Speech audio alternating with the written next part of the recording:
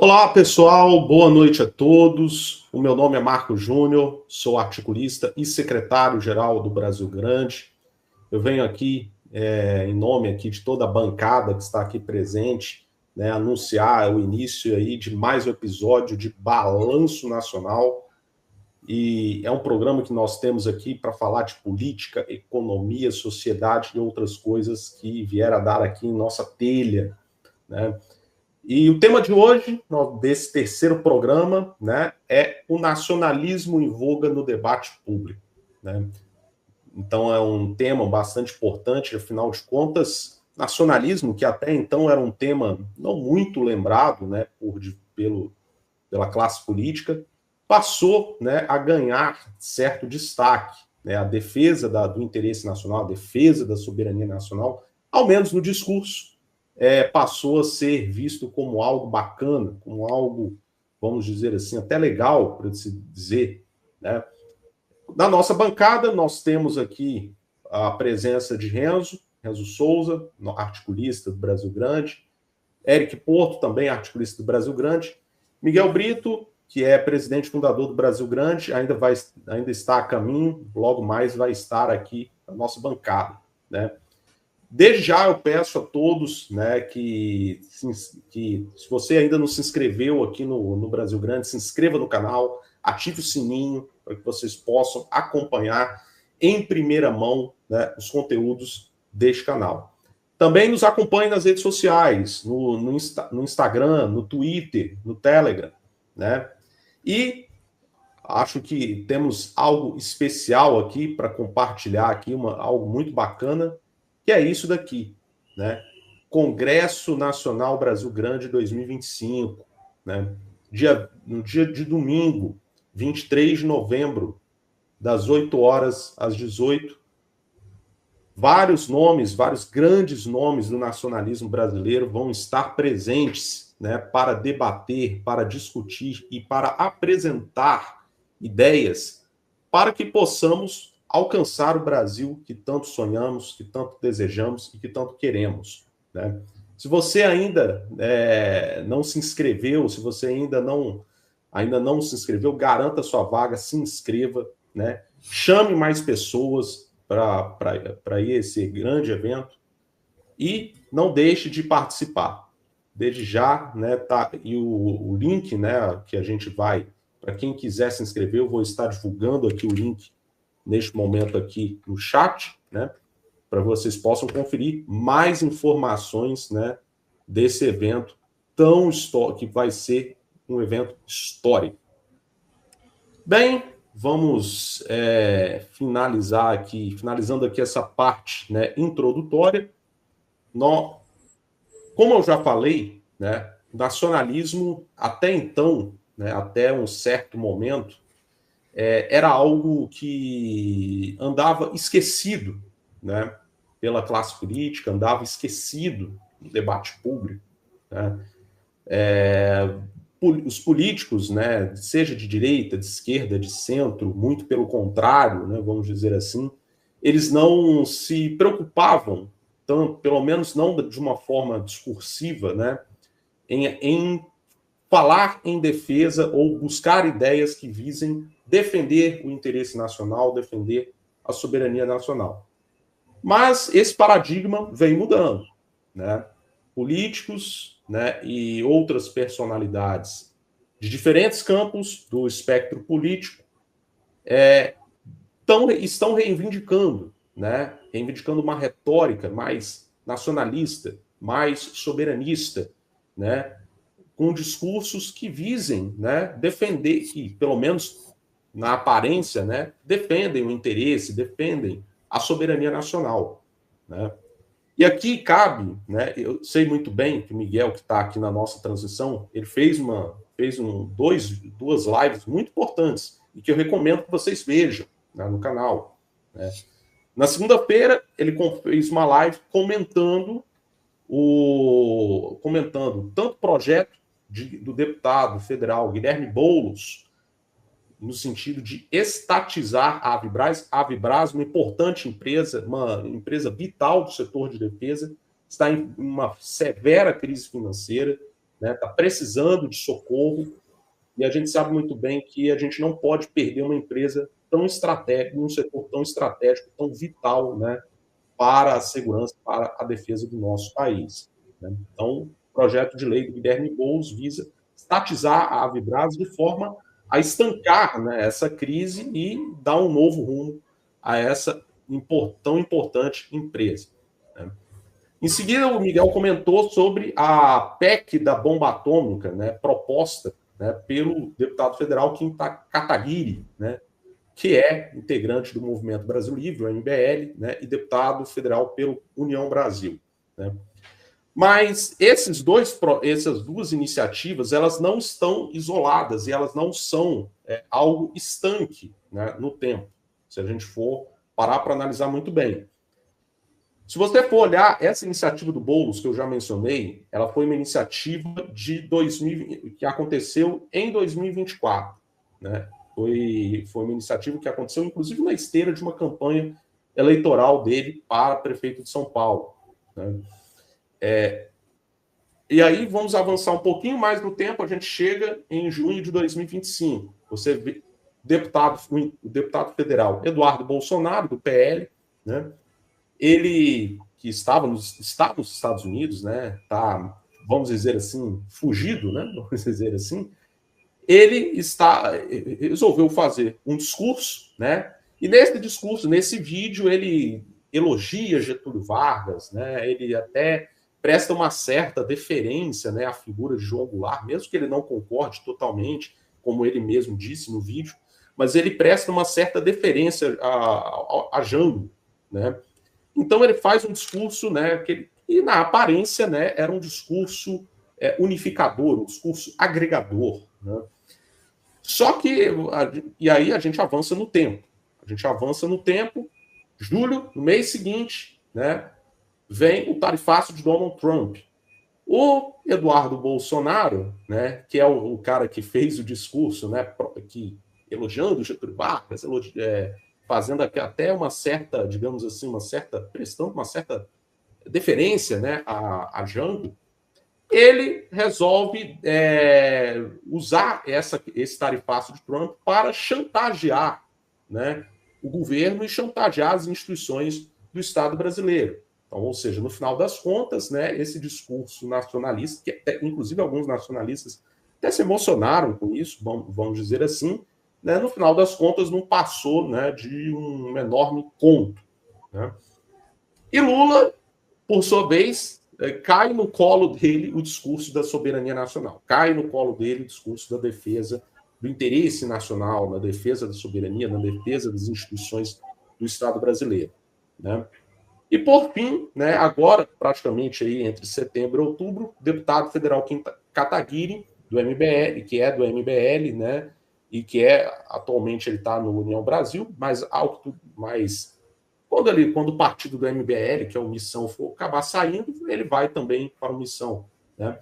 E ele defendeu a PEC que, além de tudo, de permitir o desenvolvimento da bomba atômica, retira o Brasil dos tratados, né, que não permitem, né, de não proliferação de armas nucleares, né? Então, repare bem que essa linha de discursos, né, de diferentes figuras, de diferentes matizes do espectro político brasileiro, é um discurso que visa atingir um determinado público, né? Visa atingir um determinado tipo de eleitor. Um eleitor, porque qual é o objetivo do político? Obter voto. Simples assim. E aí há um nicho do eleitorado que sente fome, vamos dizer assim, eu sei que é um termo até um pouco simplório, né? Mas sente desejo, né? Fome, sede, vamos dizer assim, de de uma retórica, né, pelo menos de uma retórica, ou de ações que visem realmente defender o melhor para a nação, defender o interesse nacional, defender a soberania nacional, proteger o cidadão brasileiro, né, enfim, em todos os âmbitos possíveis, né? E aí, né, eu vou passar palavra aqui para o Renzo, que eu já falei bastante, eu já usei mais de 2/3 aqui do meu tempo, né? Gostaria, Renzo, que você desse sua palavra para comentar todo esse contexto que nós estamos vendo agora. O nacionalismo realmente está virando moda no discurso político? E quais, digamos assim, os cuidados que a gente precisa tomar nesse novo paradigma? Primeiramente, boa noite a todos aqui, né? O público do Brasil Grande, né? O Eric aqui, convidado nosso hoje, né? Um prazer. Já estive em outras oportunidades de live com ele, né? Enfim, um abraço para ele, um abraço para o Marcos também, né? Que está aqui, trouxe esse quadro para a gente, um quadro importante aí sobre a questão do jornalismo no nosso meio, né? O meio nacionalista, é importante ter, né? Já que todo mundo tem o seu, né?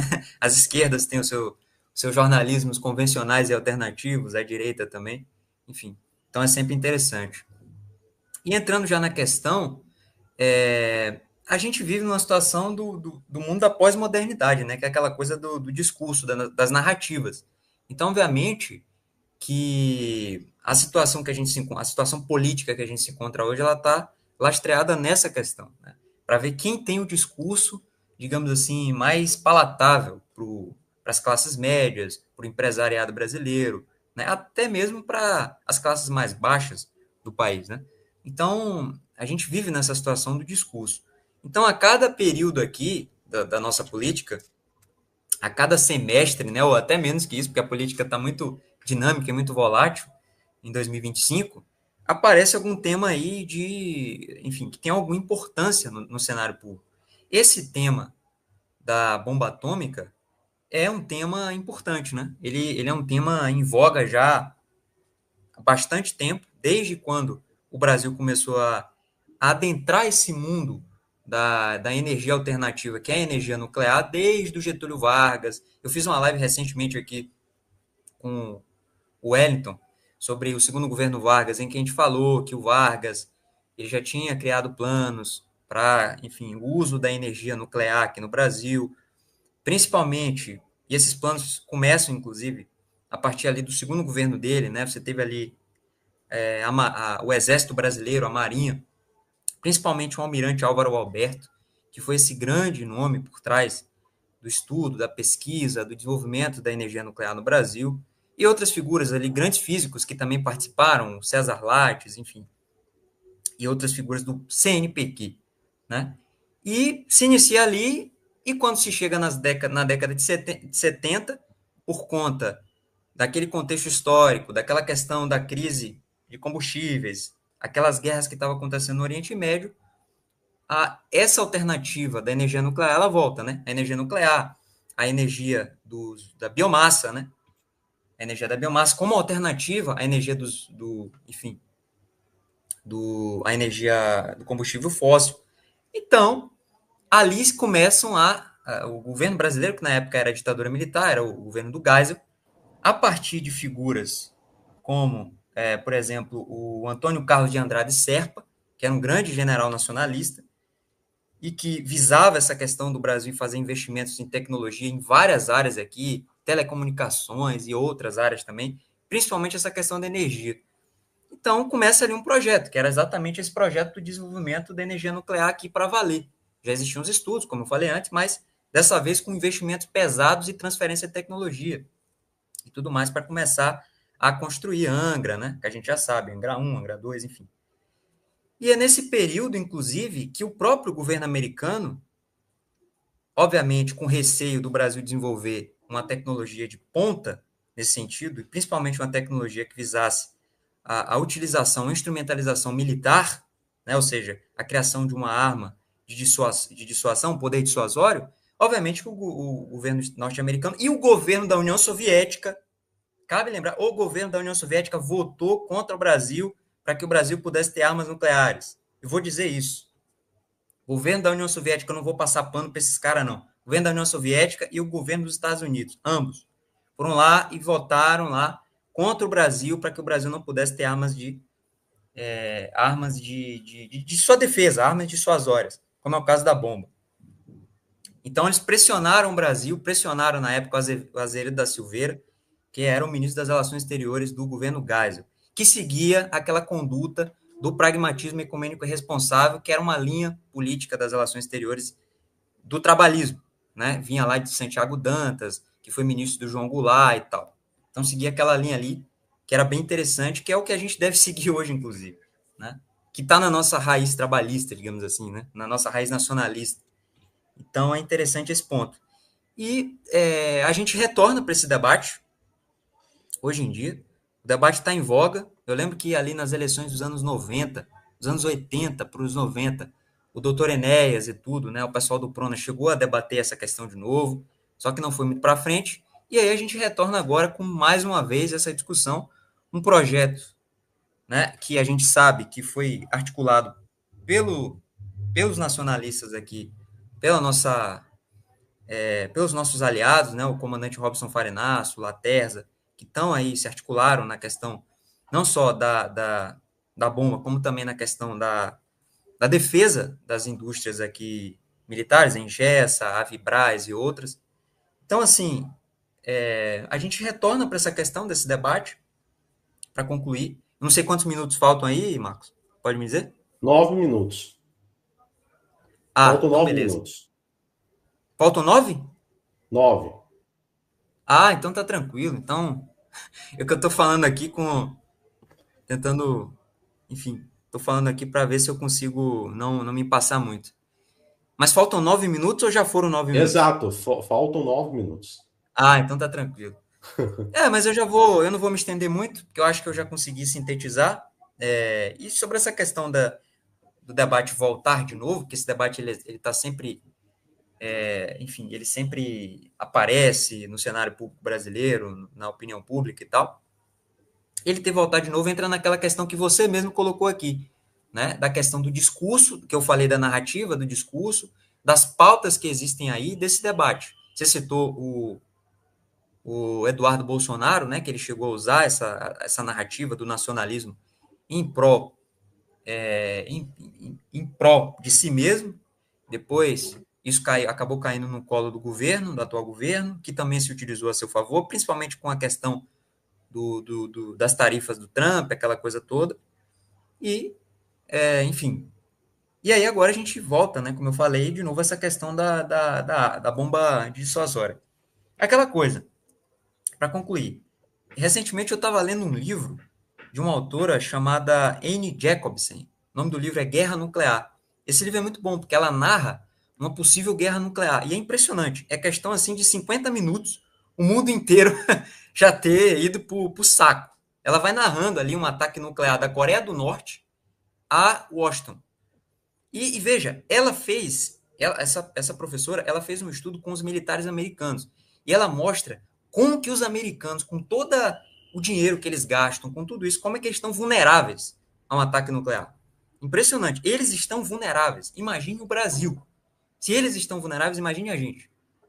A situação assim, é calamitosa. Agora, isso não significa que se você tenha um poder dissuasório, não significa que isso vai garantir tudo para você no cenário internacional. Você pode sofrer golpes, você pode sofrer instabilidades. Eu pego como, por exemplo, o próprio Paquistão, que é um país que tem ali um regime militar muito forte até hoje, né? Os militares lá são muito presentes. Só que o Paquistão, o programa nuclear paquistanês, ele se inicia em 1970. O Paquistão, em 1971, toma um golpe de Estado. O Paquistão, de 71 até 2022, foi o último golpe, o Paquistão sofreu 6 golpes, 5 golpes de Estado. Então, é uma estabilidade muito grande. Não é só uma questão de você ter o poder dissuasório, é você também orquestrar toda a estrutura militar, forças armadas, aquela coisa toda. Você também ter uma administração correta disso, para impedir que aconteça esse tipo de situação, né? Então, um país nuclearizado, estou citando aqui um país nuclearizado, né, desde 72 e tal, né, vem sofrendo golpes de Estado. Então, assim, é preciso pensar nisso também, né, preciso pensar nessa questão. Não é só, a bomba ela não é uma garantia de tudo, mas, apesar de que ela vai te garantir você sentar na mesa e os países vão te olhar de uma maneira diferente. Mas, enfim, e você também reivindicar, enfim, alguns projetos, algumas coisas para o seu país, mas não significa que é tudo, né? A gente precisa orquestrar a coisa, a gente precisa gerir e administrar melhor as Forças Armadas, né? Sem a qual é impossível a gente pensar em um projeto dessa magnitude. No mais, passo a palavra aí para vocês e um abraço. Beleza. Miguel, agora é a sua vez de falar. Boa noite a todos, senhores. Tudo bem? Boa noite, Marcos, Renzo, Eric e telespectador. Deixa eu mudar essa câmera aqui, já no início. Já tá bom de testar essa câmera. Vai ficar bem melhor agora, né? Bem melhor agora. É porque uma câmera ali é bem melhor e essa daqui é a reserva. A gente está testando aqui. O Marcos também está testando a câmera reserva, porque vai que um dia dá pau na principal, aí tem a reserva para poder ter um plano ali de contingência. Eu já estou ficando meio maluco com esse negócio de plano de contingência, que tem que ter tudo dois. Tudo tem que ter duas coisas. Mas tá certo, tem que ter mesmo, para poder garantir, né? A melhor coisa que você pode fazer é realmente você ser uma pessoa precavida. E não só a gente aqui deve ser precavido, né? O Brasil deveria ser precavido e deveria ter uma bomba nuclear. Como o assunto aqui é o assunto do nacionalismo, eu já abordei bastante esse assunto, eu sempre falo sobre esse assunto. As lives que eu tenho feito pela manhã, o pessoal tem gostado bastante, porque eu pego um assunto, trago ele, comento sobre o assunto e a gente vai batendo um papo, a gente vai interagindo e a live acaba ficando mais dinâmica. Então aqui, já vou pedir aos senhores, o pessoal que está assistindo aqui a live, para compartilhar a live, né? Por favor, vamos fazer essa live chegar mais longe, para que a gente possa continuar fazendo esse programa aqui do Marcos, né? O Balanço Nacional. Já está na 3ª edição e tenho certeza que virão muito mais programas. Então, assim, é evidente que o nacionalismo cresce. E parece que o nacionalismo cresce muito, certo? Cresce por quê? Cresce porque existe uma tendência quase que mundial. Todos os países estão caminhando por essa questão do nacionalismo, para um investimento maior na área de defesa. Após a guerra na Ucrânia, mas até mesmo antes disso, os países já estavam se alertando para essa questão militar. Após a crise de 2008, houve fortes intervenções no mercado. Houveram várias medidas protecionistas, portanto, medidas que vão de encontro com a indústria nacional. De você proteger o capital produtivo, de você investir nas coisas que realmente dão emprego, que trazem retorno. Porque o que trouxe o problema da crise de 2008 nos Estados Unidos, crise hipotecária, foi justamente porque a economia ficou muito alavancada, ela ficou muito financiarizada.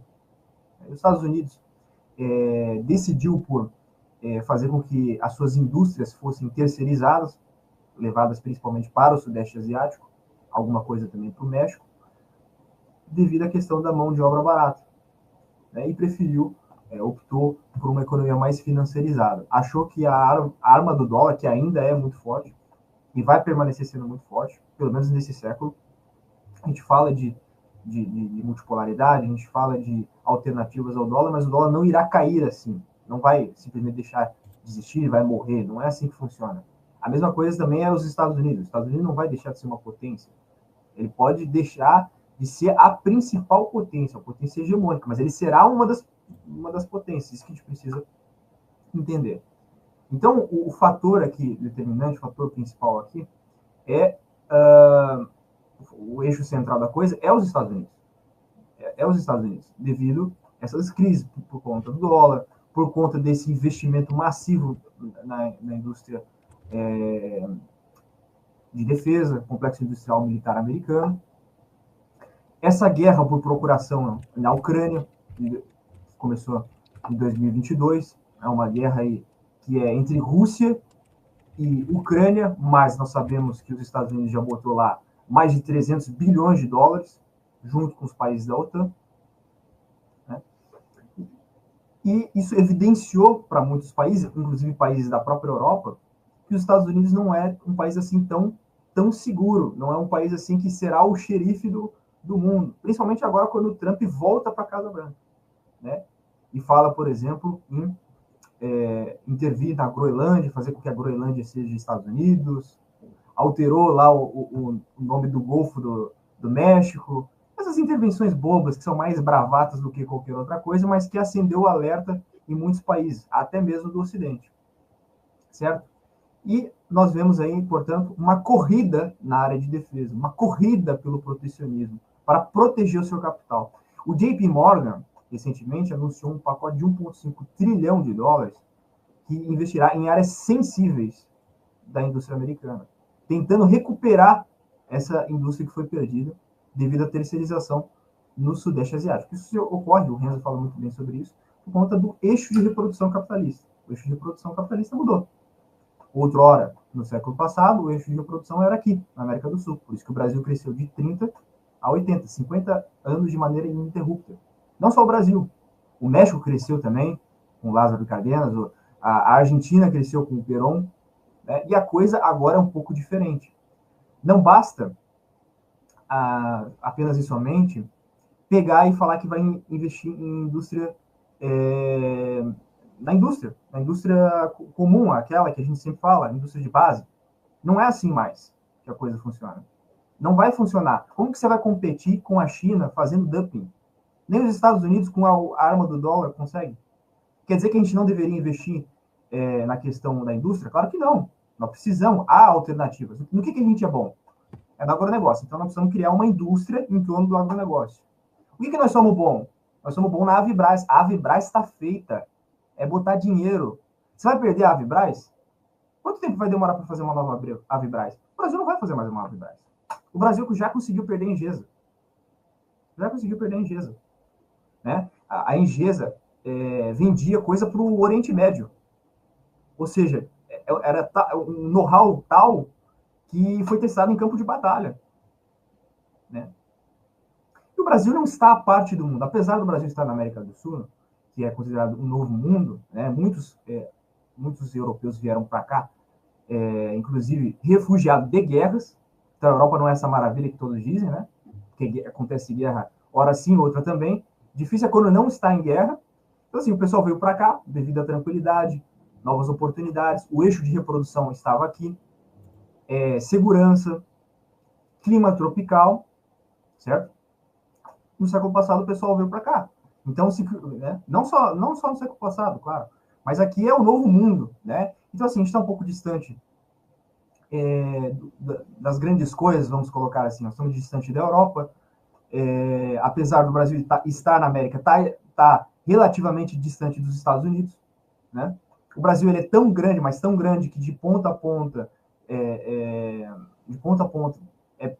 tão grande que de ponta a ponta não dá a distância dos Estados Unidos, né? É maior do que isso. Essa distância que há entre o Brasil, ali na ponta do Brasil no norte, essa distância entre a ponta do norte do Brasil aos Estados Unidos é menor do que o norte do Brasil até a ponta do sul. Não sei se ficou claro, mas o que eu quis dizer é que o Brasil é, de fato, muito grande, é continental. Então, assim, dito tudo isso, o Brasil tem uma grande oportunidade, que é essa maré positiva, essa maré onde você vê que as pessoas estão falando sobre isso, estão falando sobre soberania, você tem essa questão do tarifaço do Trump, você tem uma onda positiva para se poder fazer as coisas.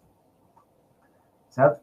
E o Brasil tem algumas coisas que pode se escorar, pode se apoiar, que é essa indústria que já tem, o Brasil já tem plantas industriais, o Brasil já tem a Avibraz, o Brasil não tem guerras, mas pelo fato de não ter guerras não quer dizer que um dia não vai ter. E mesmo que não tenha, precisa ter armas nucleares para a questão do efeito de dissuasão. É importante isso. O Brasil, a Alemanha e o Japão ficaram de entrar no Conselho Permanente da ONU. E também nada adianta, como alguns advogam, o Brasil entrar no Conselho Permanente da ONU sem ter uma arma nuclear. Porque, veja só, os países que estão no Conselho Permanente da ONU, eles podem vetar. Eles podem vetar as coisas, a hora que eles quiserem. Mas como que o Brasil vai vetar algo que a ONU falar e o Brasil não gostar? Porque esses vetos são comuns, sem ter algo no que se escorar. Aí, o Brasil veta uma coisa que é conflitante com os Estados Unidos, que tem arma nuclear. Quem que vai dar o apito final? Os Estados Unidos, porque os Estados Unidos têm mais. mais dinheiro, porque os Estados Unidos têm um exército forte, e pior, ele tem uma cacetada de armas nucleares. Se a gente tiver uma só arma nuclear que funcione e que saia do Brasil e chegue em Washington, já é o suficiente. Isso já é o suficiente para poder o pessoal fazer com que nos respeite e ficar com medo. Certo? Por isso que é para dissuasão, não é para violência. Quem pratica violência é os Estados Unidos, são outros países aí, né? E o Brasil nunca teve um histórico de fato de violência. Mesmo no Império, mesmo quando nós éramos Império, nós poderíamos, por exemplo, ter anexado o Paraguai, e nós não o fizemos. Então, é importante saber que o nosso nacionalismo, como o próprio Aldo fala, é um nacionalismo defensivo. É um nacionalismo apenas para defender os brasileiros, defender a pátria, defender o nosso desenvolvimento. Não é para atacar ninguém, não. É uma questão existencial. Apenas e tão somente. Certo? Então, assim, eu passo aqui a minha palavra e acho que contemplei bem a questão do nacionalismo estar em voga. Eric, sua vez. Áudio? Boa noite, pessoal. Mais uma vez é um prazer estar aqui com vocês no programa do Marcos, Balanço Nacional. O nome do programa é Balanço Nacional, mas para vocês verem como é que a gente está indo numa pegada mais internacionalista, mostrando mais uma vez que é impossível a gente pensar no nacional sem pensar no internacional, a priori. Né? E eu, assim, queria deixar claro que eu assino embaixo tudo que foi dito até então pelos meus colegas. Eu aqui fiz um breve levantamento, pelo menos até uma memória mais recente, de episódios de menção ao nacionalismo que a gente teve na política nacional. Alguns deles, a maioria, já foi citada aqui por vocês. Do lado da direita, a gente teve a bomba nuclear sendo pautada pelo Kim Kataguiri, a necessidade de você incluir esse tema no Congresso Nacional. O Eduardo Bolsonaro, antes do tarifaço, e esse é o detalhe, né? Antes do tarifaço do Trump, adotando aquele discurso pró-nacionalismo, citando grandes imagens, grandes figuras do nacionalismo. E do lado da esquerda, a gente também tem algumas menções importantes aí a essa perspectiva mais nacional desenvolvimentista. A gente teve o Boulos tentando, nesse processo que eu estou achando um processo muito interessante de pautar a questão da estatização da Avibraz. A gente teve também o governo mudando o próprio slogan após esse embate direto com o Trump, né, mudando o slogan do governo federal, se não me engano agora é o Brasil para os brasileiros, algo assim. Antes era União e Reconstrução, que é um lema que não fazia mais o menor sentido, porque a polarização continuou, e era óbvio que ia continuar. Então agora ele adotou um slogan mais, entre aspas, nacionalista. A gente teve também, mais recentemente, uma medida semi-nacionalista do governo, híbrida, se é que podemos dizer assim, que é a criação do programa Nuvem Soberana, que é para você armazenar os dados sensíveis do Brasil de maneira, aspas, autônoma. Eu digo aspas porque a parte do software vai ficar em empresas nacionais, vai ser feita por empresas nacionais, só que o hardware, que é o que importa, vai ficar na mão das Big Techs, principalmente da Amazon e da Microsoft. Já está anunciado isso. Então, eu trouxe essas questões aqui em voga para a gente perceber como que o nacionalismo ele voltou a estar em alta na nossa política, e isso é uma grande oportunidade, mas ele ainda aparece para nós como um mero oportunismo por parte de algumas classes políticas. Principalmente pelo fato de que cresceu muito a questão da necessidade de você pautar questões mais nacionais. E isso passa por motivos internos nossos e motivos externos da política internacional. Por isso que, mais uma vez, esse debate foi muito para esse lado mais internacionalista. Porque o que a gente acompanhou mais recentemente no Brasil foi a criminalização de um pensamento minimamente nacional desenvolvimentista. Muito impulsionado, obviamente, pela Lava Jato, que crucificou qualquer prática de atuação estatal na economia, em nome do combate à corrupção. Então, eu percebo muito isso, que até 2018, até 2020, acho que a pandemia foi uma guinada nesse sentido, era muito difícil você falar de criar uma estatal, por exemplo, de você investir na indústria, de você pensar estrategicamente a função do Estado e do governo no impulsionamento do desenvolvimento. Isso aí foi crucificado. Então, foram anos aí, quase uma década inteira, de abafamento desse tipo de debate, desse tipo de perspectiva, que nenhum país pode ignorar essa perspectiva. Mas foi isso que aconteceu, muito por conta da Lava Jato, por conta da corrupção, né, e todas essas questões. Mas internacionalmente, a partir também mais ou menos ali da pandemia, a gente observou uma corrida tecnológica na área de indústria científica, farmacêutica principalmente. Todos os países que são as grandes potências geopolíticas do mundo saíram na frente do Brasil, por exemplo, que é uma dessas 5 grandes potências mundiais geopoliticamente falando, em termos de avanço tecnológico na área de indústria. A gente teve Rússia, China e Estados Unidos desenvolvendo vacinas. A Índia, não sei se chegou a desenvolver, mas ela tem muito insumo da área de saúde, o que colocou ela na frente durante a pandemia. Então, os 4 países das 5 grandes potências geopolíticas avançaram bastante, mesmo na pandemia. E o Brasil ficou para trás, né? Mas tanto a pandemia quanto a guerra na Ucrânia e na Rússia foram episódios que demonstraram ali a importância de você pensar o papel do Estado. A importância de você não só pensar o papel do Estado, como também ter bases estratégicas e industriais para te resguardarem diante de momentos de crise e para projetarem poder. Então a gente teve, tanto no plano nacional quanto no internacional, uma série de episódios que fizeram com que fosse necessário, inevitavelmente, trazer para o centro do debate o nacionalismo e o nacional-desenvolvimentismo.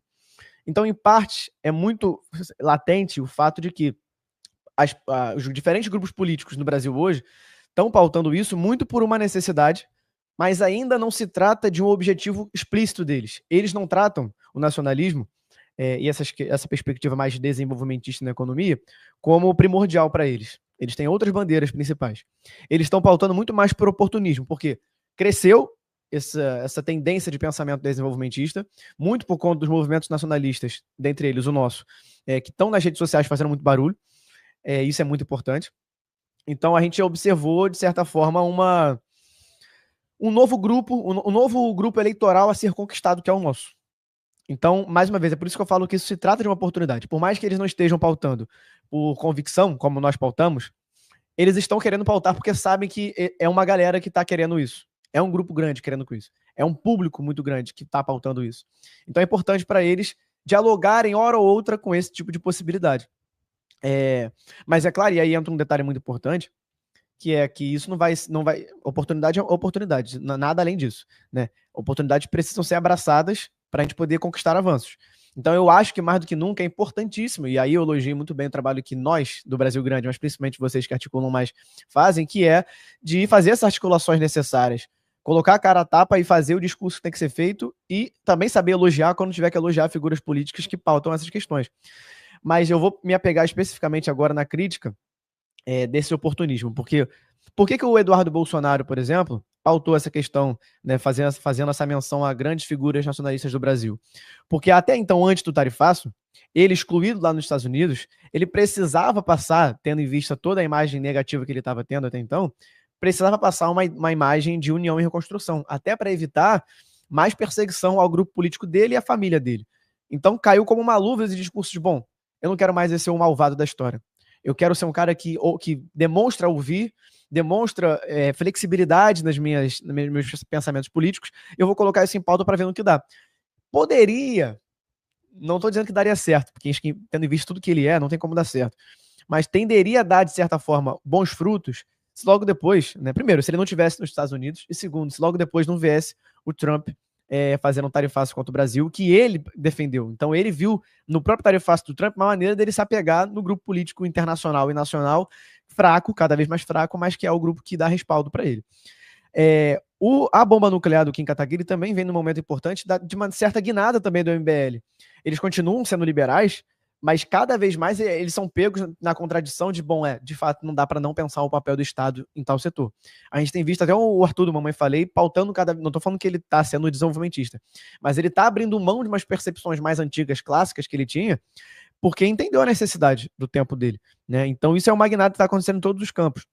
O próprio Boulos também acho que é uma estratégia importante de você se fixar com uma figura de esquerda para além do identitarismo do PSOL.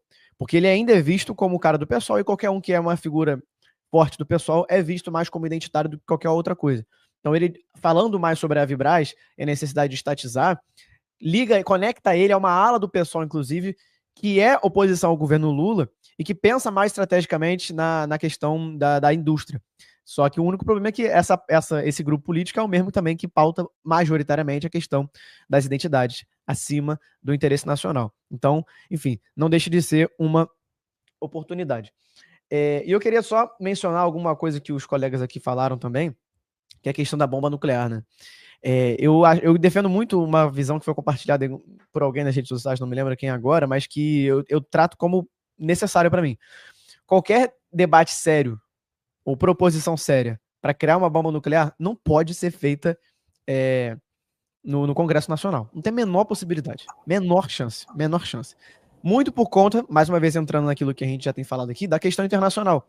A reação internacional ao Brasil, a sabotagem internacional que o Brasil vai sofrer, vai ser muito, muito grande. E nós não temos nenhuma capacidade de lidar com mínimas intervenções estrangeiras que são feitas aqui. O próprio Brasil já está abrindo mão das suas terras raras para negociar uma possível redução merreca do tarifaço. Por quê? Primeiro porque tem governantes que são bananas, mas muito também porque é dependente de tudo. É dependente diplomaticamente de ser o bom moço, sempre falo disso com o Marcos. É de ser dependente de manter boas relações comerciais, porque senão vai ter um prejuízo interno, uma pressão interna muito grande. Então, a reação internacional seria muito grande. Então, é impossível pautar a criação de uma bomba nuclear a partir da política tradicional brasileira, do Congresso. Isso deveria ser minimamente um sigilo de Estado, tratado dentro das Forças Armadas, dentro da inteligência brasileira, mas aí entra a questão que a gente não tem estrutura para isso. As Forças Armadas não têm esse pensamento estratégico todo, a gente não tem estruturas de inteligência, de contra-espionagem nas nossas agências para poder lidar com possíveis interferências nesse programa nuclear. Então, é algo muito complexo. Eu acho que nessa questão nuclear deve ser algo gradual. Deve se debater muito em quais setores isso vai ser debatido e quem vai tomar as rédeas desse processo, mas paralelamente a isso, e até antes, na verdade, deve se fortalecer como um todo a indústria de defesa. Se você fortalece como um todo a indústria de defesa, aí sim você começa aos poucos a aumentar a sua autonomia, para aí sim, em certo ponto, pensar a bomba nuclear. Colocar a bomba nuclear na frente de vários elefantes enormes que a gente não tem, é um erro.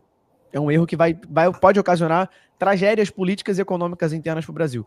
Mas, mais uma vez, reforço, qualquer país minimamente sério precisa ter uma bomba nuclear. E o Brasil deveria ter há muito tempo isso. Porque se você pega ali as 5 maiores potências geopolíticas, que eu mencionei anteriormente, que são aquelas potências, né, que todo mundo sabe, que são potências que ao mesmo tempo possuem uma quantidade de recursos naturais abundantes, uma população muito numerosa e um território continental. China, Estados Unidos, Rússia, Índia e Brasil. O Brasil é o único que não tem essa bomba nuclear, e é o menos avançado no setor nuclear, no setor energético nuclear, que é cada vez mais, até pensando na transição energética, um artefato importante para você pautar as próximas décadas de política industrial e de política de defesa. E só para concluir também, como a gente entrou um pouco nessa questão da indústria, o Miguel muito bem falou que a Vibraz, por exemplo, está pronta, só falta colocar dinheiro, e isso se repete em qualquer outro setor industrial. Por mais que a gente não tenha concluído a nossa etapa de industrialização, foram 50 anos desse processo contínuo, que deu, pelo menos, para a gente, um parque industrial robusto. Então, quando a gente fala da indústria naval, principalmente no Rio de Janeiro, no Porto de Santos, a gente tem, muito forte, um parque industrial feito. Estruturas físicas já montadas, que estão precárias, porque falta investimento, e a gente teve também a Lava Jato que destruiu tudo isso, mas o parque industrial está feito, a tecnologia está pronta em muitos desses locais, né? E aí a gente olha para as 10 maiores empresas do Brasil e vê que 6 são bancos, né? E 4 são de setores estratégicos. Acho que as outras 4 são Petrobras, o WEG, a Embraer e a outra, não lembro qual é agora. Mas assim, poucas são do setor industrial. Só que qual é o problema? São exatamente as empresas dos setores que são os núcleos estratégicos do Brasil. Que é aquela capacidade que o Brasil tem de gerar tecnologia, se inserir nas cadeias produtivas globais e aumentar o seu poder de barganha nas relações comerciais. É isso que a Embraer faz, por exemplo. Deveríamos ter várias Embraeres em vários setores diferentes. A Vibraz poderia ser essa potência que é a Embraer, se olhassem com atenção para ela. Então, um país que não pensa estrategicamente a participação da indústria na sociedade, no PIB, na economia, é um país que está se matando aos poucos. E o Brasil tem se matado há um bom tempo, pelo menos aí desde a década de 90 para cá, porém eu vejo com muito bons olhos essa guinada um pouco mais nacionalista. Como eu disse, ainda acontece muito por oportunismo e pouco por convicção. São poucos aqueles que pautam de verdade questões nacionais por convicção, como nós aqui fazemos. Então é nosso papel também adentrar e pressionar politicamente e nos mobilizarmos, e aí, mais uma vez, fica o convite para o evento do dia 23 lá em São Paulo, para a gente poder fazer com que as pessoas que estão pautando isso na política não pautem por oportunismo, mas sim por necessidade nacional. É isso, pessoal. Beleza, Eric. Muito obrigado aí a todos aí pelas primeiras intervenções, né? E, assim, concordo com tudo que foi observado aqui, tanto pelo Renzo, como pelo Miguel e como pelo Eric, né, sobre essas questões. A gente sabe muito bem, né, que esse discurso, essa ideia, né, é para tentar abocanhar um nicho do eleitorado, né, um nicho de eleitorado que se interessa, né, de fato por essas questões, né. Quando a gente vê, né, você vê um Boulos defendendo a estatização da Vibraz, quando você que é uma área de defesa que, convenhamos, o PSOL nunca foi, digamos assim, um grande interessado por essa questão de defesa nacional, né? A pauta de defesa nacional, né, é uma pauta que para o PSOL é, digamos assim, é algo meio que café com leite, né? O PSOL é um partido de esquerda, né? De uma esquerda identitária, de uma esquerda bastante ocidentalizada, né?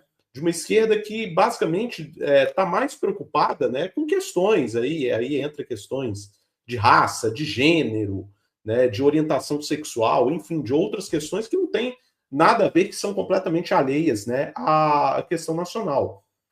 Por sua vez, o MBL, né, que é o grupo, movimento que o Kim Kataguiri representa, né, é um movimento, ainda que tenha até uma ala supostamente nacionalista, né, é um movimento essencialmente liberal.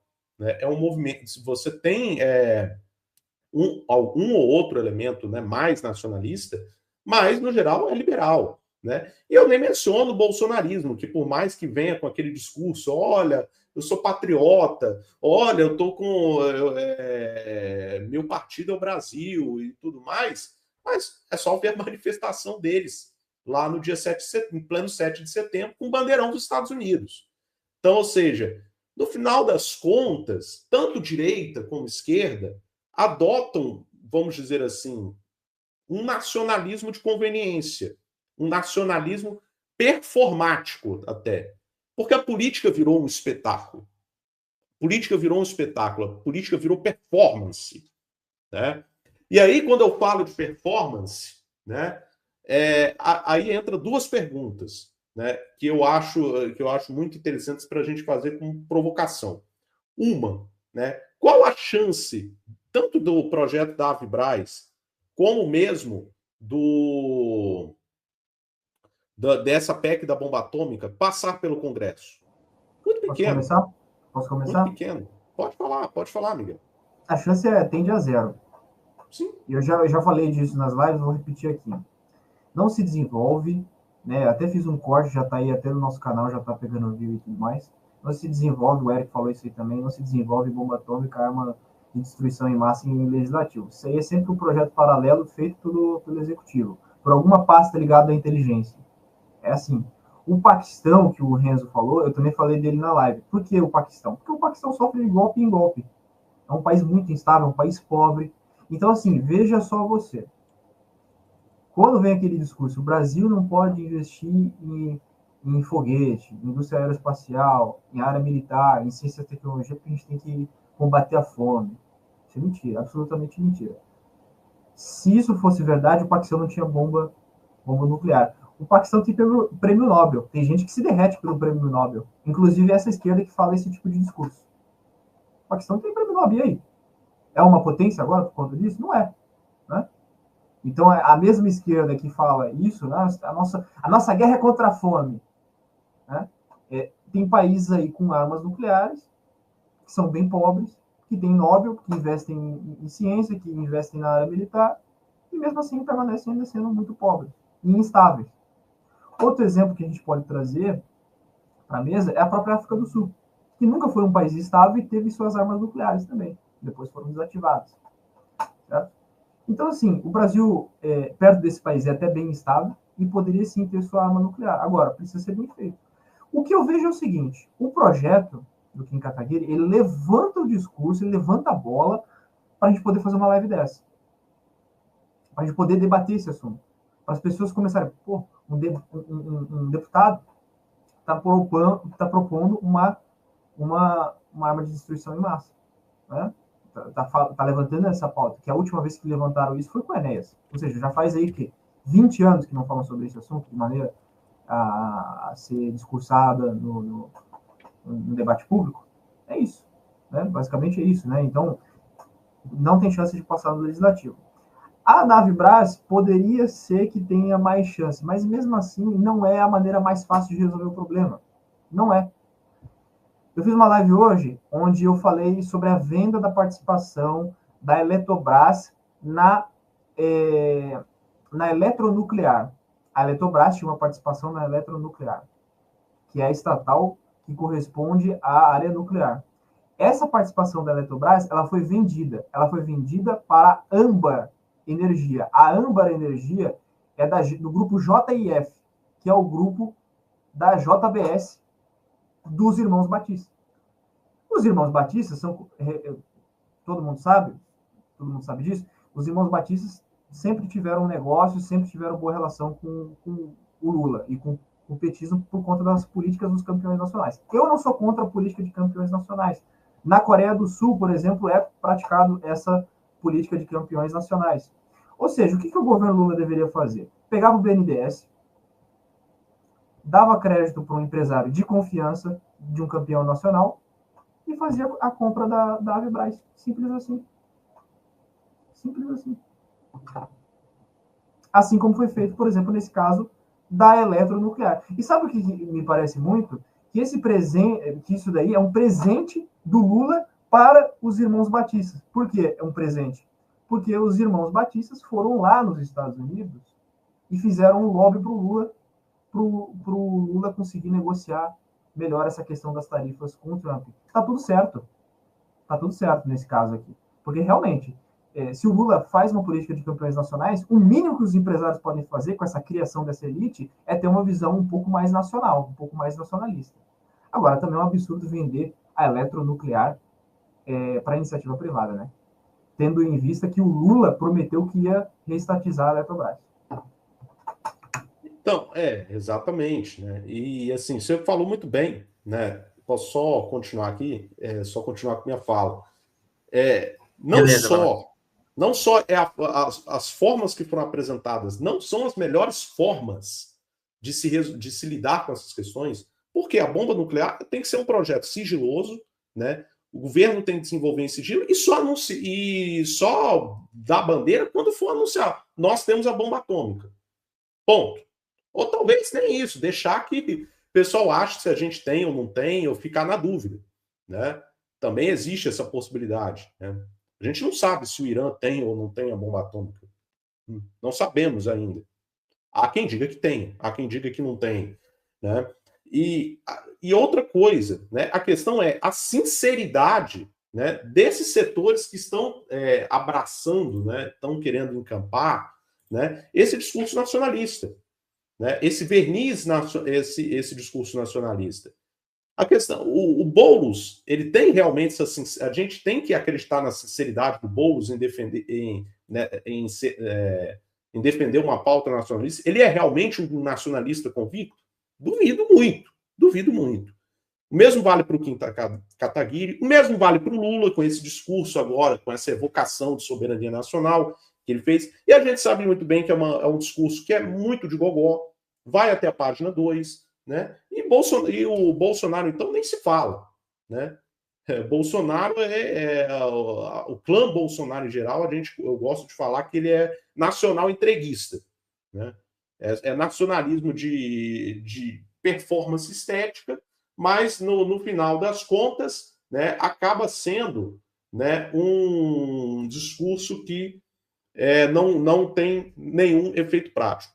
Aí, só para passar a palavra para o Renzo, né, só para passar aqui a palavra para o Renzo aqui para ele falar, né, eu vou mostrar aqui uma questão aqui que mostra como o debate, como certos setores da nossa sociedade, né, não entenderam o contexto que o mundo está.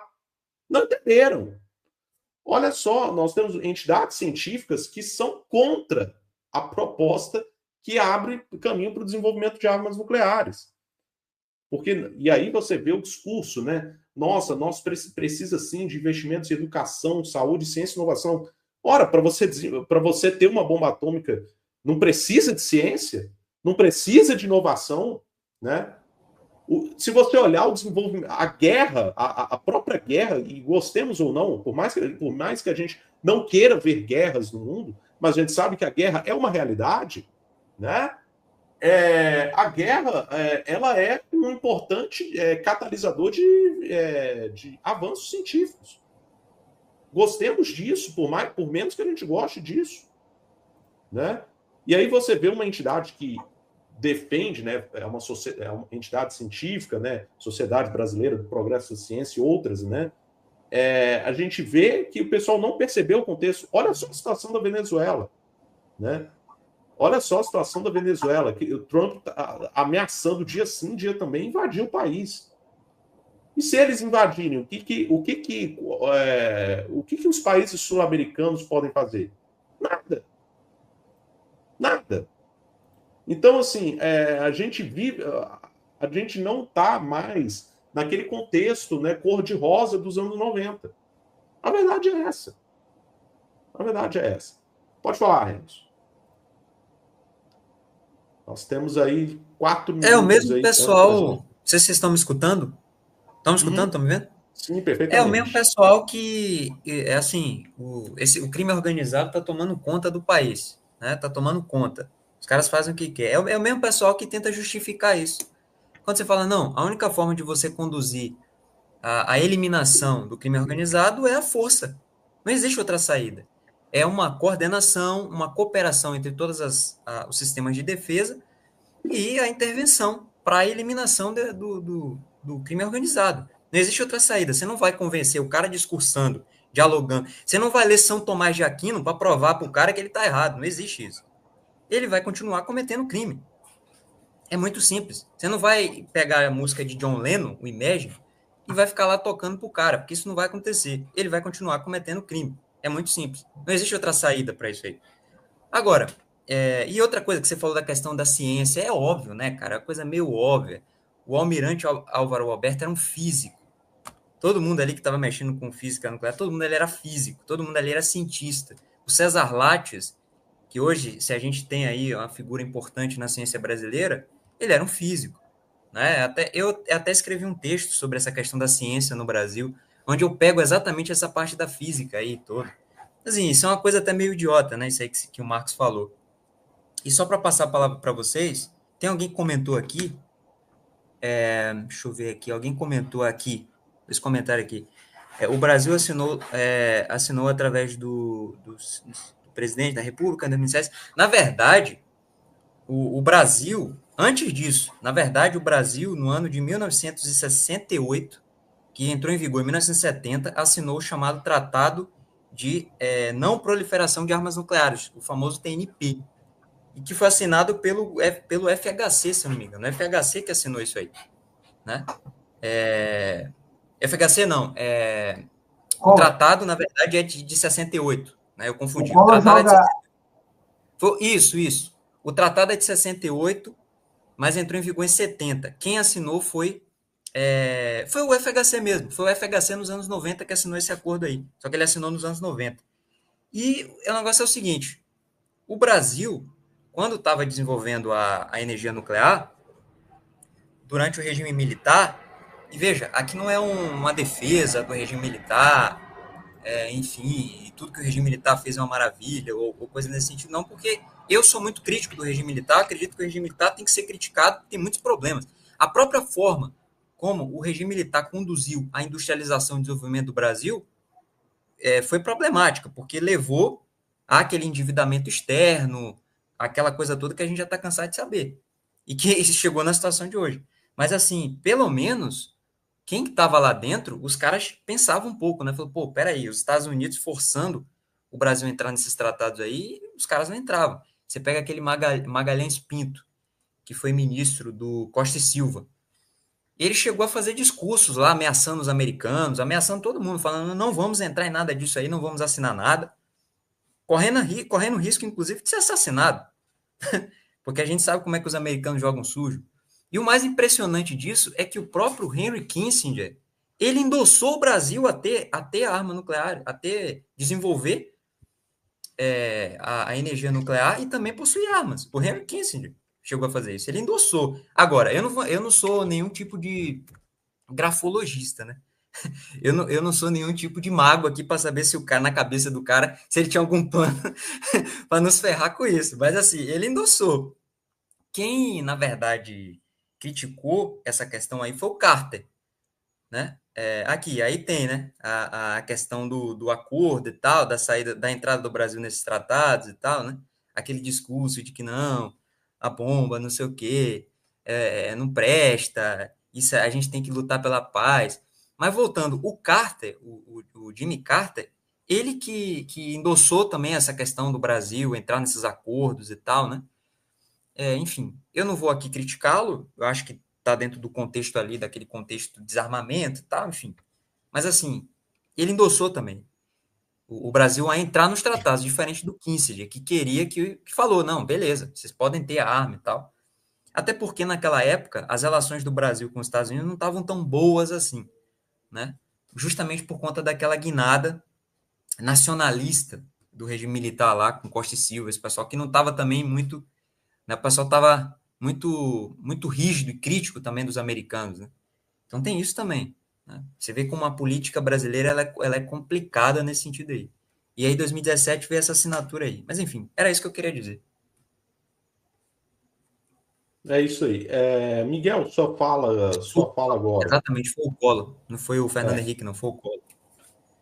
Não, Miguel, eu não sei se foi o Collor ou o Fernando Henrique Cardoso, mas nem ia falar isso, Renzo. Eu ia falar sobre esse episódio onde o Collor decreta Tá. exatamente o fim total do programa nuclear brasileiro, jogando uma pá de cal na área de testes nucleares que ficava na Serra do Cachimbo.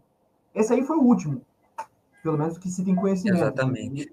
né, publicamente falando. Agora, quanto aos tratados, os tratados eles são vários, né? Igual o amigo falou, teve tratados assinados Sim, recentemente, tratados assinados lá atrás, ou seja, foram muitas pessoas responsáveis. E aí fica muito evidente a questão do Collor, fica muito evidente a questão do Fernando Henrique Cardoso, porque foram dois presidentes desastrosos, assim, no que concerne essa questão da soberania nacional. Né? O Fernando Henrique Cardoso vendeu a Vale do Rio Doce por menos de 1% do que ela valia, por preço de banana.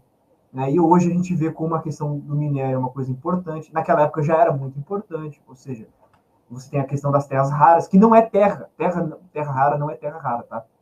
É um conjunto de minérios raros, que são muito utilizados para poder desenvolver placas gráficas, né? Placas gráficas semicondutores, e a gente está numa época de supercomputadores, computadores quânticos, inteligência artificial, estamos aí. E o Brasil tem essa matéria-prima. O que o Brasil não tem é o desenvolvimento dessas tecnologias. Recentemente eu vi uma matéria que a Malásia estava disposta a conversar com o Brasil para poder desenvolver em parceria com o Brasil semicondutores. O que seria muito interessante. Se houvesse essa sim, com parceria. certeza. Porque o Brasil é o único A país. Malásia, inclusive, é um dos países que recebe investimento chinês de Isso, semicondutores, inclusive, muito fortemente. exatamente. Porque seria muito interessante, por quê? Porque a Malásia tem uma população razoável e ela está na área que o mundo está crescendo, que é o Sudeste Asiático. Né? Ali no mar meridional da China, ali onde fica Tailândia, Filipinas, Camboja, Laos, Indonésia, a própria Malásia. Então ali a coisa está crescendo, né? A coisa está crescendo. O Brasil poderia realmente pegar um país que não é uma superpotência, mas que tem já essa tecnologia, igual o Renzo falou, esse investimento chinês, com um país que também, apesar de ter um tamanho continental, de ser uma potência regional, está muito aquém do lugar que deveria estar. Né? O Brasil, naturalmente era para estar ali em quarto, quinto lugar em todas as áreas, no mínimo. E a gente está bem longe disso, principalmente nessas áreas militar, na fronteira da tecnologia, né, na área de educação, enfim, as coisas que verdadeiramente são pertinentes, e a gente fica aqui no Brasil discutindo o sexo dos anjos. Agora, mais uma vez, para finalizar, é interessante que mais à direita, mais à esquerda, você tenha duas figuras debatendo esses assuntos. Ainda que a gente saiba que dificilmente esses assuntos vão para frente. Finalizo aqui e agradeço muito ao Marcos por ter me convidado. Né? É a primeira vez que estou participando aqui do Balanço Nacional, uma honra, e também agradeço ao Renzo, ao Eric e aos nossos telespectadores. Eric, sua vez. Eu? Sua vez. Não estava vendo direito. Bom, acho que todos os meus companheiros aqui conseguiram anunciar muito bem o que nós precisamos fazer daqui para frente. Eu acho que a gente tem cumprido um papel muito importante dessa conscientização do pensamento nacional. Isso está muito explícito nos posts do Brasil Grande, nas lives, em cada live que a gente faz. Eu aprendo muito com vocês nas lives, acho que isso é recíproco para todos nós. Então, uma quinta-feira despretensiosa, 10 horas da noite, a gente está aprendendo aleatoriamente coisas que são do interesse nacional e que a gente consegue passar isso para as outras pessoas. Eu acho que o nosso papel se cumpre quando a gente, aos poucos, consegue consolidar esse grupo político que, hora ou outra, faz um barulho e que tem as nossas pautas serão mencionadas. E é o que eu falei, eu acho que há 7 anos atrás é inimaginável ter boas pautas que nós temos sendo colocadas a nível nacional. Então é bom, quem defende o que nós defendemos, hora ou outra se vê um pouco pessimista com o que acontece, porque ninguém defende a gente da maneira como deveria acontecer, ninguém defende o nosso interesse da maneira correta, a nossa percepção, mas é bom que a gente se contente de perceber que de vez em quando, hora ou outra, isso acontece, e que cada vez mais questões de interesse nacional estão sendo colocadas em voga. É isso, pessoal. Muito obrigado, viu? Só para fazer aqui um comentário, né? Eu gostaria aqui de fazer minha consideração final, né, meu último minuto. A gente sabe muito bem, né, que esse nacionalismo em voga, ele tem uma oportunidade e tem um risco. A oportunidade a gente está vendo aí, né, que é a questão nacional, o próprio fato da questão nacional ser colocada em discussão, ser colocada na mesa, porque antes isso sequer era cogitado, né? Isso é muito importante. Mas a gente sabe muito bem que há um risco, né, de esses grupos políticos se apropriarem, né, desse discurso para quererem agir em interesse próprio, e aí sim podemos correr o risco de ser arrastados, né, para a mesma situação ruim, né, a mesma situação calamitosa que esses grupos também arrastaram, né, o nosso país, né, nos últimos anos. Então é com isso que eu finalizo a minha palavra aqui. Renzo, tem alguma consideração final? É isso, eu queria agradecer aqui ao Eric e ao Miguel, né, que está vindo aqui a primeira vez, ao Marcos pelo convite, e, enfim, também agradecer o pessoal que ficou aqui com a gente até esse momento. E tem uma coisa interessante que o Eric até falou aí, que eu tinha esquecido, que é essa questão de você planejar, né, cara? Você criar uma organização da coisa toda. Por exemplo, o Getúlio Vargas, ele fez isso. Quando ele passou por um processo de desenvolvimento do país, o que ele teve que fazer? Ele teve que criar um órgão administrativo chamado DASP. O que era a DASP? A DASP era um órgão ali onde ele articulava toda a administração do Estado. E o Brasil precisa disso, um órgão de planejamento. Precisa planejar, não é fazer as coisas de qualquer jeito. O Lula faz muito isso. O Lula faz um acordo aqui, aí faz uma coisa ali, aí a segurança pública tá um caos, aí ele não mexe nisso, aí vira uma bagunça, em vez de simplesmente se planejar, falando, não, vamos planejar, cara. Tem que ter um ministério. Cadê o Ministério do Planejamento? Que loucura é essa? Não tem um ministério aí, não tem nada, não tem. Esses caras, eles têm que ter, todo mundo tem um gabinete paralelo, cara. Todos os líderes do mundo hoje têm. Todo mundo tem um gabinete paralelo, onde se reúne ali o serviço de inteligência, o chefe do Estado-Maior lá, o comandante, todo mundo, para poder planejar essas coisas. O ministro lá da Fazenda, se for o ministro da Fazenda, tem que ter isso, porque se você não tiver, fica essa loucura aí, cara. Fica essa coisa desorganizada aí, enfim. Aí vai fazendo uma coisa aqui, faz ali, mas, por outro lado, deixa lacunas, tem problemas para resolver aqui que não quer resolver, sabe? Então tem que pensar nesse sentido holístico da coisa. Holístico, não ficar pensando em particularidades apenas. Uma coisinha aqui, uma coisinha ali. Não, resolver tudo. Você está aí para resolver tudo, não é para ficar resolvendo uma coisa só. E é isso. No mais, grande abraço para vocês aí. E não é só para o Lula não, né? Para todo mundo. Bolsonaro também, todos eles. E o próximo que vier, obviamente.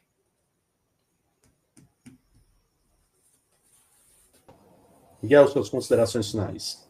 Eu já fiz as minhas considerações finais. Eu agradeço aí o Marcos, o o Renzo, Eric e telespectadores. Muito boa live, agradeço pela oportunidade, primeira vez aqui, espero voltar mais vezes. Pessoal, deixem um like, se inscrevam no canal, a gente se vê amanhã. Provavelmente, eu vou confirmar isso ainda, eu devo ter uma live lá no canal do Farinaz, lá no canal Arte da Guerra, amanhã. Olha só, olha o que eu vou dizer aqui. É uma live que vai ser com o Afonso, o CEO do Posting. Para você que não sabe, o Posting é uma rede social brasileira que já tem mais de 5 milhões de usuários. Ela está com mais downloads do que o próprio Blue Sky. E é a primeira vez que uma rede social brasileira vai para frente e dá certo. Assim, com milhões de visualizações. Tanto é que recebeu investimento do Google, 1,5 bilhão a primeira rodada. Para quem sabe que eu estou falando de rodada, né? Que é a questão da rodada de startup. Quem já leu um pouco sobre esse assunto sabe que eu estou falando da questão de valuation, né? Isso daí é uma coisa que eu já fui em eventos, já li livros sobre isso e tal. Tenho algum conhecimento nessa área. E aí eu fiz uma live falando sobre essa questão da soberania digital e falando sobre o Posting. Falando, será que agora vai? Será que agora o negócio anda para frente? Porque, assim, a Rússia tem o VK, né? Tem o Telegram e tem mais outras redes sociais menos conhecidas. É porque o VK todo mundo conhece. O Yandex todo mundo conhece. O Yandex é o Google lá da Rússia. Na China tem o Baidu, né? Tem o WeChat. Ou seja, tem todas que a gente conhece, inclusive o próprio YouTube lá deles. Só que versão chinesa, com outro nome, estatal. E o Brasil não tem uma mísera rede social. Uma mísera rede social. E o grande problema aqui é o seguinte, não é só você desenvolver uma rede social. É muito fácil você juntar eu, o Renzo, o Eric e o Marcos, e a gente desenvolve uma rede social. O Rubão fala isso. O problema é o seguinte, é todo mundo utilizar essa rede social e a questão de segurança dessa rede social, de armazenamento dessa rede social, dos servidores, de você armazenar todos esses dados. O Brasil tem essa tecnologia, esse que é o negócio. Entendeu? Aí tem que recorrer ao quê? A Amazon, tem que recorrer ao Google, que é o que o Eric falou, do governo federal, com aquele programa da soberania digital, que é pseudo-soberania. Porque você faz o negócio, mas você ainda é dependente das Big Techs. Entendeu? E esse projeto, apesar de estar se tornando bem sucedido, ele vai incorrer sobre o mesmo problema. Agora, eu te falo, como que o Posting vai ter soberania digital, no caso da nuvem, dos seus dados, da segurança toda, se o Estado não vai promover isso? Porque pode ficar na iniciativa privada, como é lá nos Estados Unidos. Só que você tem que ter uma política industrial, pô. Você vê a Intel lá nos Estados Unidos. O que a Intel tá acontecendo com a Intel? A Intel tá mal das pernas. O governo lá, a Casa Branca, está considerando comprar a Intel. Eu falei ainda aqui nessa live, o JP Morgan vai colocar 1,5 trilhão na economia. 1,5 trilhão nessa área. Então, amanhã, se tudo estiver certo, eu vou ver aí com o Farinazzo, a gente vai estar conversando aí com o Pedro Afonso, o CEO do Posting aqui no Brasil, porque ele assistiu a minha live. Então, é isso que é importante dizer aqui no canal do BG. Não se engane por esse negócio de view, cara. Muita gente importante assiste o que a gente fala. Entendeu? Muitas pessoas que vocês nem imaginam, inclusive. Que eu sei que assistem porque falam para mim, falam para outras pessoas e a gente sabe. Né? Então, não se enganem com essa coisa. Até porque view por view é fácil de fazer, viu, gente? É tranquilo. Você adota algumas estratégias, né? E é fácil pegar view. Né? Qualquer besteira hoje pega view. É só começar a apelar um pouco mais para determinadas coisas. Mas a gente prefere ficar aqui na nossa, posturado, né? Porque tudo tem o seu tempo. Eric, alguma consideração aí nesses 30 segundos aí finais? Não? Então, não, já falei tudo já, obrigado. Beleza. Então, o episódio de hoje do Balanço Nacional fica por aqui. Eu quero agradecer tanto ao Renzo, quanto ao Miguel, quanto ao Eric aqui pela companhia aqui na bancada. Também agradeço a audiência, a paciência de todos aqui que nos assistiram. Desde já, muito obrigado a todos e até a próxima quinta. Até mais.